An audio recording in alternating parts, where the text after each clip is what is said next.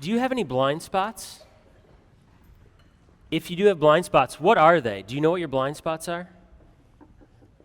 That is a trick question, by the way, because you can't know what your blind spots are. You're blind to them. When it comes to life, we have all sorts of blind spots. Can I share for a second some of the blind spots I've had in my life? I don't know what my blind spots are like in this moment because I'm blind to them. But there's been seasons of my life where Jesus has opened my eyes to some things that I was blind to. Can I share a couple of those? There was a time in my life that I believed Jesus was in full agreement with the Republican Party. There was a season, I'm not joking, there was a season of my life where I just assumed that was true. But I know now, of course, I understand now that there's no human leader, or party, or platform that Jesus would just fully endorse. Nobody perfectly represents the heart of Jesus. There's another blind spot that I've wrestled with more recently. I believe that the Bible teaches that God has called men to be servant leaders in the home and in the church. But I used to think that subconsciously, because I believe that's what the Bible teaches, I used to think subconsciously that women then must have less to offer the home and the church and the world than men do. Boy, was I wrong. God has opened my eyes to how wrong and evil that line of thinking is. What are some of the blind spots we might have as a community, or you might have as an individual? Maybe someone here sees Jesus as someone who is simply trying to make our lives easier or more comfortable, instead of seeing Jesus as the crucified and risen King who calls us to take up our own crosses. Maybe there's someone here who treats following Jesus like this self-improvement program, and so maybe you've cherry-picked the things you want to obey that Jesus calls us to, and then you're trying to go about those things in your own power rather than fully surrendering to and relying on God to grow you into the full image of Christ. Maybe you're someone who just blindly consumes entertainment, TV, movies, social media, video games, sports, whatever it is. And you've convinced yourself that at least you're not out there robbing banks, right? But these media choices, they're shaping our souls. Every choice we make. Or maybe you're a husband or a father or a wife or a mother who uses a career and hobbies to appear like a hardworking or talented person, but it's really just an excuse to getting away from caring for your spouse or your kids or the people that God has brought into your life that you need to care for. You see, a blind spot will always stay a blind spot until someone else points it out. Whether it's having to do with spirituality or relationships or money or power, our sin, our pride and selfishness prevent us from having God's perspective on those things. But it's in Mark 8 through 10 that Jesus begins to point those out. To his disciples, of course, in the text, but really he points those out for all of us. We're going to begin a series today that's going to last for about a couple months. We're going to go through Mark 8 through 10. And we're going to walk with Jesus on this journey that he goes on with his disciples. Mark 8 through 10 is a crucial role in the story of Mark's gospel. We've been studying the Gospel of Mark since September, and in Mark 8 through 10, there's a pivot here. As we've already studied back in September and October, in Mark 1 through 3, Jesus kicked off his ministry in the region of Galilee, revealing how he was good news for all people. God's people. He's good news. God's kingdom is coming into this world through him, and he reveals how he's good news. In Mark 4 through 8, Jesus was on a teaching and healing mission all throughout, not just the region of Galilee, but even into Gentile territory, people who were considered less than by many of the Jews. Jesus was going into all these regions, spreading God's kingdom word through what he said, through what he did. Well, in Mark 8 through 10, though, it traces this very interesting journey that Jesus goes on. Mark 8 is actually going to begin in the most remote part of the whole land that Jesus, it's the furthest Jesus ever went away from his homeland, as far as we know. It begins up in this city called Caesarea Philippi, way off to the north.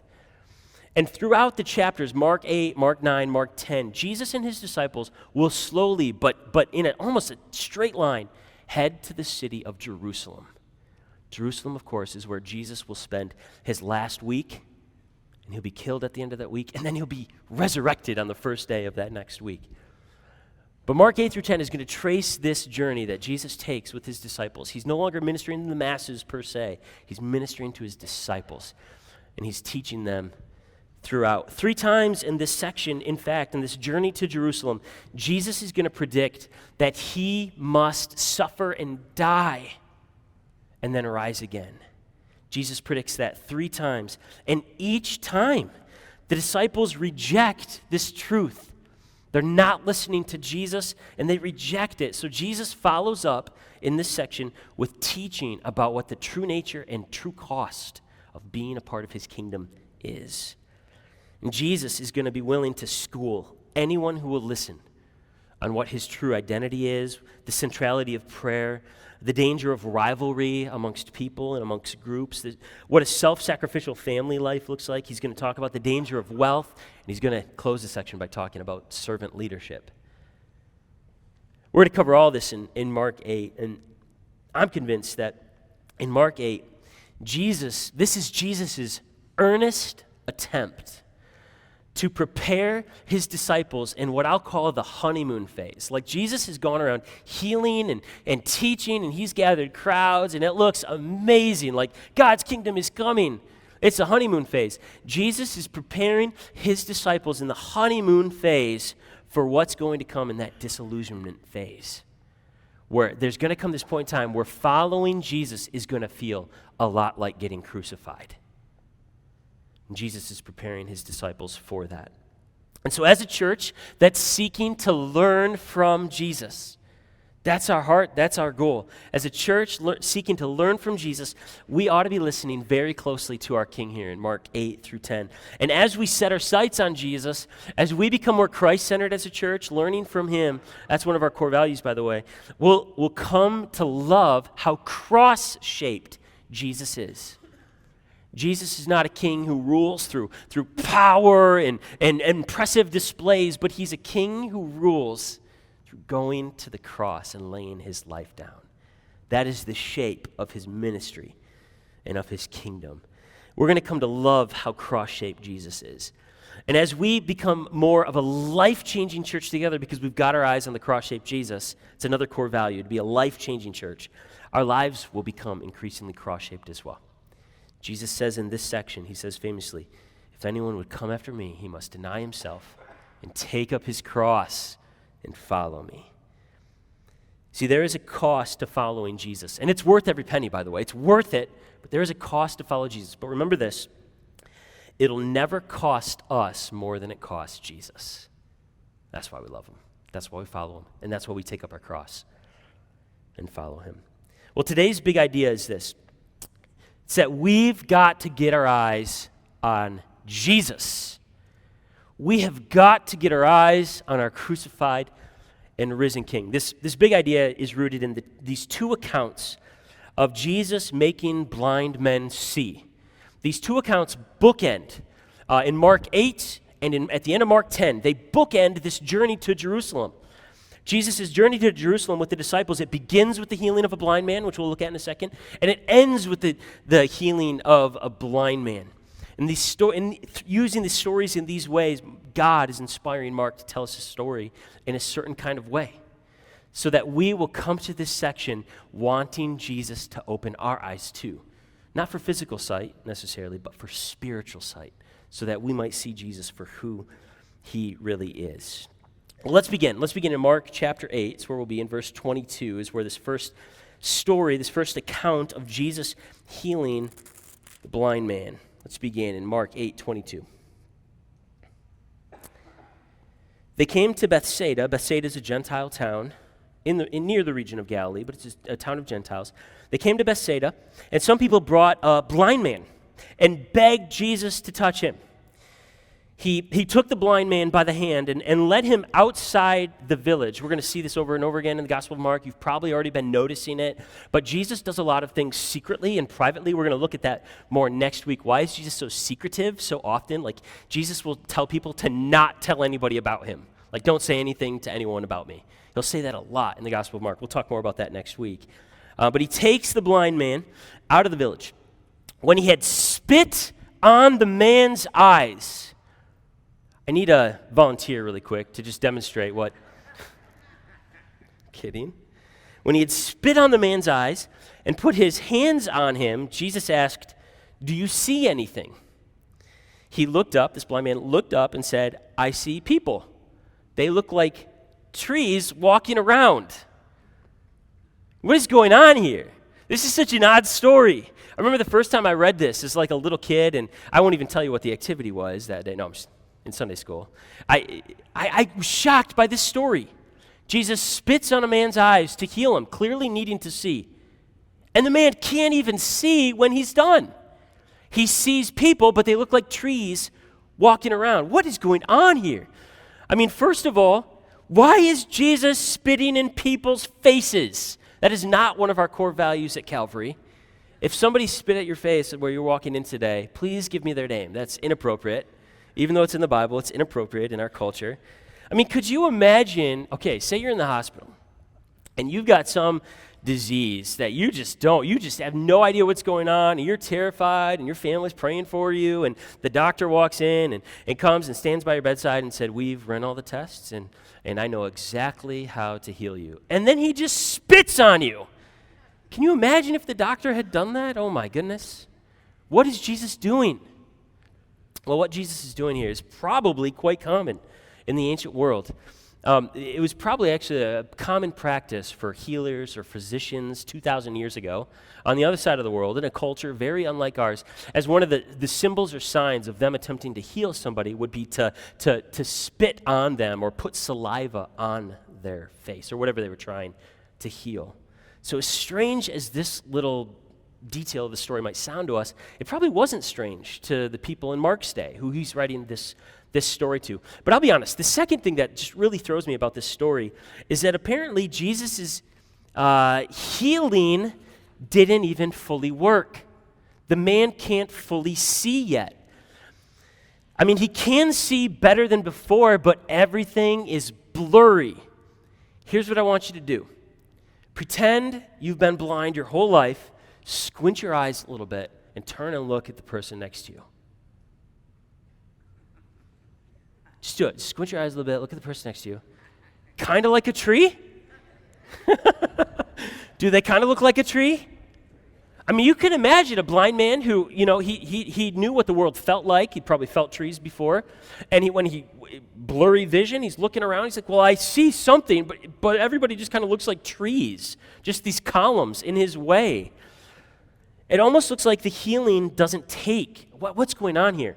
Has Jesus finally met his kryptonite?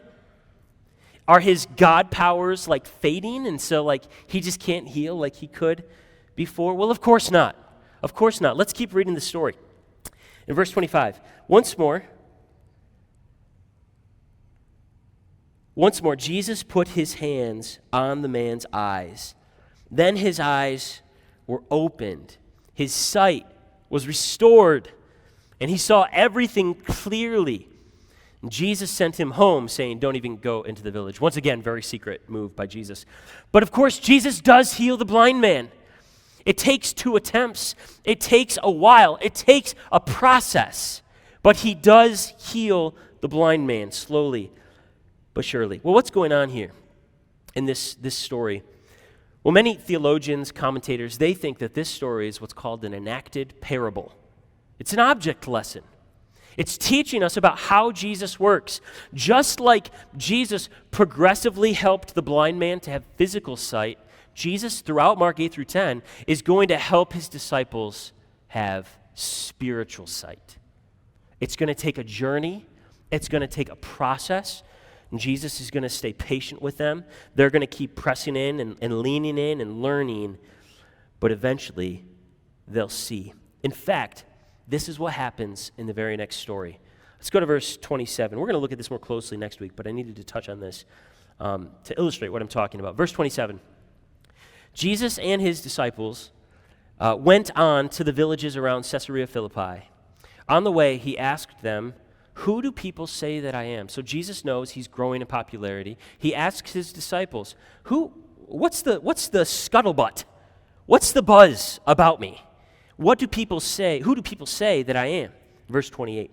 They replied, some say John the Baptist, others say Elijah. There was an Old Testament prophecy in Malachi that said right before God restored his kingdom, he would send a prophet in the name of Elijah. And this prophet would. So people thought Jesus was maybe Elijah. Actually, the New Testament hints that John is Elijah. But what are others saying? And still others, one of the prophets. But what about you? Jesus asked. Who do you say that I am? And Peter answered, you are the Messiah. And Jesus warned them not to tell anyone about him. Again, secret Jesus. We'll look at that next week. But Peter gets it right. Jesus, you're the Messiah. So the crowds have been blind to who Jesus is. But Peter sees a little bit. Peter sees, though. He sees as though it's blurry. He can see Jesus. He can barely make out Jesus. And he says, Jesus, you look like the Messiah.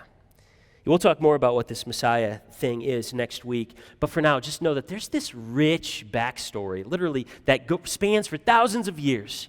This rich backstory in the Old Testament surrounding the Messiah, who was expected to be God's chosen agent to usher in God's kingdom into this world, to literally make heaven on earth. The Messiah was the one who was going to do that. So Jesus has helped Peter understand this much so far in the gospel. Peter at least understands that Jesus is the Messiah, but Peter doesn't get it all yet. He's actually still partly blind. Watch what happens next in verse 31. He then began to teach them that the Son of Man, that's one of the titles Jesus uses for himself in the Gospel of Mark. He then began to teach them that the Son of Man must suffer many things and be rejected by the elders, the chief priests, and the teachers of the law. Those are all the religious authorities. Jesus has been in conflict with them almost from the start of the Gospel of Mark. And Jesus says he's going to suffer and be rejected at their hands, and that he must be killed, and after 3 days, rise again. See, Jesus, for the first of 3 times, predicts that he's going to suffer and die and be raised from the dead, but he's going to suffer and die as the Messiah. There will actually be 2 more predictions in the Gospel of Mark, and we'll look at those in coming weeks. But the disciples now, they're beginning to see that Jesus is the Messiah, but what they don't understand, and what Jesus is trying to teach them here, is they don't understand that we're not talking about a Messiah of power, a Messiah who's going to conquer nations and people to restore God's kingdom. Instead, we're talking about a Messiah who's going to usher in God's kingdom through the cross. The disciples are missing that part. They're blind to that part. That's their blind spot. So Jesus here is continuing to help them see. In verse 32, he spoke plainly about this. He's no longer speaking in parables or as he has earlier in the Gospel of Mark, but he's speaking plainly about it. And here's what happens. Now that he's speaking plainly about a cross-shaped king of a cross-shaped kingdom, Peter took him aside and began to rebuke Jesus. Can you imagine this scene? Jesus here is teaching, yes, I am the Messiah, but I'm going to suffer and I'm going to die. And Peter says, Jesus, come with me for a second. What are you talking about? If you're the Messiah, you're going to win. Being killed that's a loss. What are you talking about? Peter rebukes the Messiah in this text.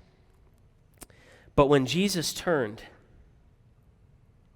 and looked at his disciples, so Peter had taken him aside privately, but Jesus now speaking to Peter, but also talking to all his disciples, Jesus rebuked Peter. Get behind me, Satan. He said, "You do not have in mind the concerns of God, but merely human concerns." So upon hearing that Jesus, as the Messiah, will suffer, Peter rebukes Jesus, but Jesus turns and rebukes Peter. Yeah, Peter's seen the Messiah, but he's only seen him partly. And Jesus, as part of his rebuke to Peter, he calls him Satan. Now this may seem harsh, and there's lots of things we can learn from Jesus, but I would encourage you to not learn this from Jesus. Let's not go around calling anybody we disagree with Satan. But Jesus rebukes Peter and calls him Satan. Well, why is he doing that? I mean, we need to realize here that Jesus is in a war. He's leading this divine invasion of a broken world that's in the grasp of Satan and demons and evil powers. Jesus is in the middle of a war here. He's trying to unleash his good news. He's trying to unleash his cross-shaped kingdom. And Satan and the evil powers, they're going to do whatever they can to resist that. Because Satan doesn't think like God. God's logic is cross-shaped. God's logic is to give and to give and to give. That's what he does. Since the moment he started creating this world, all he's done has been gracious with his creation, with his people. He's just continually given. He's cross-shaped. He's humble. He pours himself out. That, of course, is what Jesus is doing. But Satan's logic, think about it, Satan's logic, the way Satan thinks and his realm thinks, it's not cross-shaped. It's ego-shaped. It's pleasure-shaped. It's power-shaped, not cross-shaped. So when Jesus sees Peter taking the shape of Satan, he rebukes him. He has to call him out. He calls a spade a spade. He calls Satan, Satan. He's not afraid to say that. He says, you're not thinking like God. You're thinking like the evil powers of this world. You know, I think that we all have, I think we all have Peter's satanic tendency to want to minimize the cross. We all have Peter's satanic tendency to minimize God's holiness, how good he is, how much he deserves from us. We all have Peter's satanic tendency to minimize our sin, how broken we are from the inside out. We're not just victims, but we're perpetrators too. We have a tendency to minimize our sin. We have a tendency, Peter's satanic tendency, to minimize Jesus' sacrifice. We have Peter's satanic tendency to minimize God's call on us to follow him in that sacrifice. It's a satanic way of thinking to lose the cross. And it's this truth that Jesus is going to be opening our eyes to in Mark 8 through 10. So let's be listening closely. Well, at the end of their journey, in chapter 10, read in verse 6. There's another story of another blind man who Jesus heals. Let's read that. Now they're at Jericho, which is the city right outside of Jerusalem. All right, it's the fruit port to the Muskegon. Right, it's Jericho, right outside of Jerusalem. And here's what they say. Here's what happens. Then they came to Jericho, and as Jesus and his disciples, together with a large crowd, were leaving the city, a blind man, Bartimaeus, which means son of Timaeus. Now, this is one of the rare instances in the Gospel of Mark where one of the minor characters who only appears once, where they're named. It happens very rarely in Mark. And some scholars, they think what this means, whenever we see a character in the Gospels named, it probably means that Mark's original audience, like the churches Mark would have been writing this Gospel to, it probably means that maybe they knew him. Maybe Bartimaeus was a known person in those churches. Maybe he was a member of those churches. Maybe he was one of the pastors or elders or deacons of one of those churches. Maybe he served in some capacity. And so Mark is saying, yeah, you know this guy. You know him. And so Bartimaeus, which means son of Timaeus, was sitting by the roadside begging. When he heard that it was Jesus of Nazareth, he began to shout, "Jesus, Son of David, have mercy on me." And many rebuked him and told him to be quiet. But he shouted all the more, "Son of David, have mercy on me." Now, Son of David is a great title for Jesus. It doesn't capture all that Jesus is. But it's actually, in the Gospel of Mark, it's as close as you can get to the Messiah, Son of David. The Messiah was to be a son of David, be like David in many ways. And so Bartimaeus is actually, here's the ironic thing about Bartimaeus. He's physically blind, and he's not even one of Jesus' disciples. Yet he can see Jesus almost as clearly as Peter can. The blind man can already see spiritually. He can already see and appreciate Jesus for who he is. He's the Son of David, and he begs for mercy. He's begging for, I don't know, maybe he just wants Jesus to interact with him. Maybe he's really asking Jesus to heal him. He probably knows. Word has spread that Jesus has healed other blind people, and now he's begging Jesus, let me see it as well. And the story continues in verse 49. He says, Jesus stopped. He's on the way to Jerusalem. He's been charging to Jerusalem since chapter 8. But Jesus stopped and said, call him. Jesus wants to know who. He can hear this voice on the roadside out there somewhere. Son of David, have mercy on me. He can hear it. Call him, Jesus said. So they called to the blind man, cheer up, on your feet. He's calling you.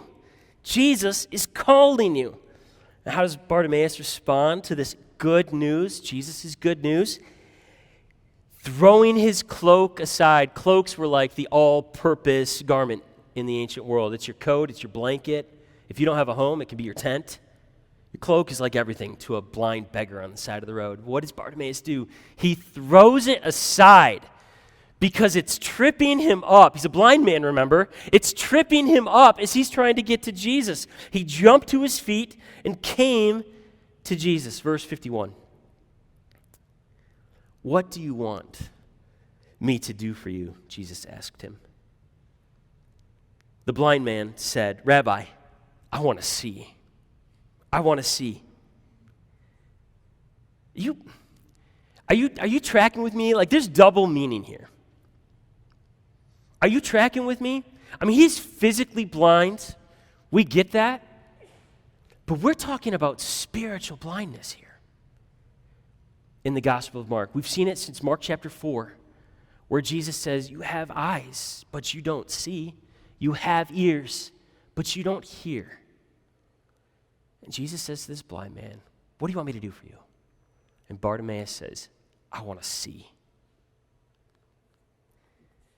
Verse 52. Go, said Jesus. Your faith has healed you. And immediately Bartimaeus received his sight and followed Jesus along the road. See, I don't know if Mark's churches, if the churches he was writing to, I don't know if they knew Bartimaeus. What I do know, what is clear, is that Bartimaeus serves as an example, as a template for how all of Jesus' disciples should respond to him. Like, Bartimaeus cannot be kept from pursuing Jesus, crying out to him, Son of David, a title of reverence and awe. Son of David. He can't be kept from begging for mercy and for grace. Have mercy on me. They're telling him to be quiet. Have mercy on me. Bartimaeus realizes whatever gift he can get from Jesus, he doesn't deserve it. He needs grace. He needs mercy from the Son of David. And when he's finally called, when he finally gets the chance, when he finally learns that this Jesus who he knows is capable of healing him, is also willing to heal him, he throws everything aside and runs to Jesus to be one of his people. He's healed, and Jesus says, go. As if Bartimaeus is free to go, just continue on with his life. Bartimaeus can't continue on with the rest of his life. He has to follow Jesus now. Anybody whose eyes have been opened to the glory and the goodness and the greatness of Jesus can't help but follow him. See, all of us should strive to be just like Bartimaeus. Let's not be like Peter, who gets in the way of the cross-shaped Messiah, but instead like Bartimaeus, who passionately pursues Jesus, and the first moment he gets, he runs to him and follows him, throwing aside everything. You know, by the end of our journey with Jesus and the disciples in Mark 8 through 10, by the end of our journey together over the next couple months as we go through this, it's my hope that we'll each be like Bartimaeus when we get to that. When we're on the doorsteps of Jerusalem and we're about to walk through Jesus and his week in Jerusalem, that last week of his life, we see him go to the cross to die a death he didn't deserve. It's my hope that we will be like Bartimaeus, following Jesus along the way. We've got to get our eyes on Jesus. The crowds were totally blind to Christ, totally blind to him. Peter was partially blind to Christ, but Jesus patiently walked with Peter and opened his eyes so that Peter did eventually understand.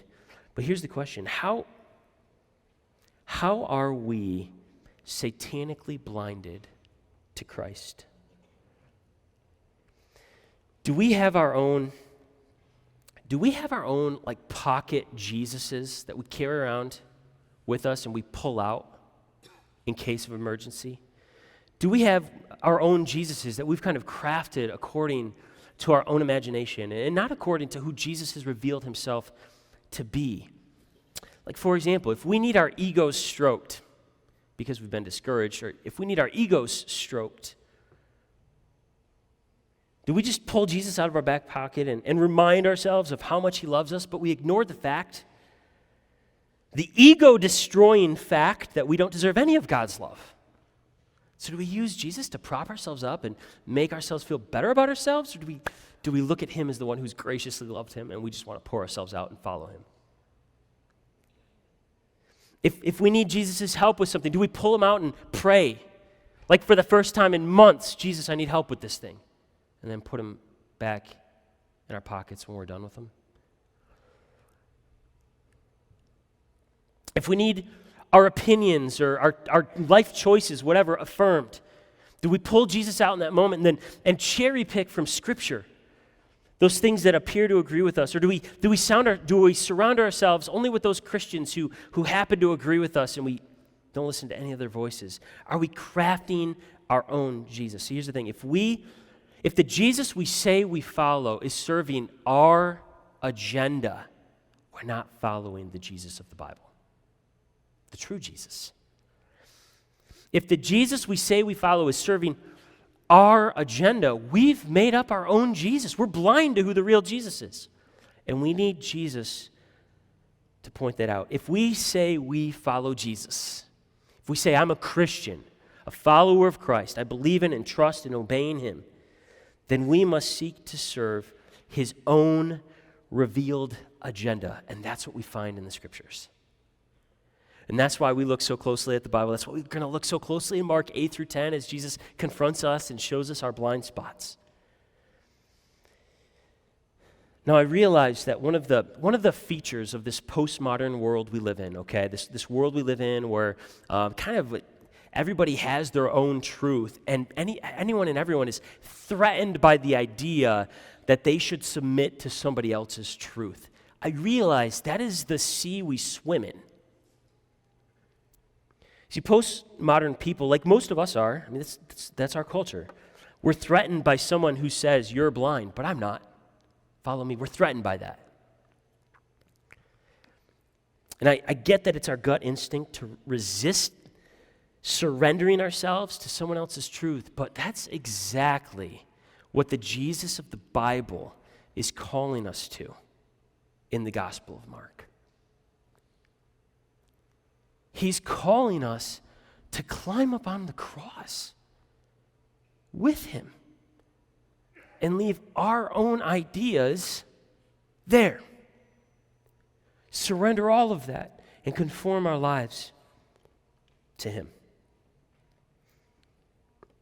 He's calling us to set aside our understanding of God and life and to diligently seek him and search after him and to stop thinking like Satan and to start thinking like God, as God has revealed himself in the book. Yeah, I've loved watching so many of my church family fight to see Jesus. Fight to see Jesus when they're struggling with sin. Fight to see Jesus when they're suffering from something that's terrible that's happened to them. I've loved watching people who are trapped in addictions fighting to see Jesus so that he might set them free. I've loved watching marriages that are on the brink of ruin but are being reconciled in Christ. I've loved watching parents and spouses and friends grieving the death of loved ones, yet finding just enough hope for each day in Christ. I've loved watching teenagers who are wrestling with faith and life, as is so normal. Wrestling with faith and life, but being pursued by their church family, by the people around them in Christ. I've loved watching Jesus open so many of our eyes continually. Anybody here see Jesus perfectly yet? No, because his spit's in our eyes. We can't see perfectly yet. But he's opening our eyes, and we're fighting to see him. So let's keep praying that he does this more and more, this healing work, that we might have that spiritual sight to really understand who Jesus is, what he's called us to. Let's be that Christ-centered church, constantly pointing one another through both sin and suffering to Jesus.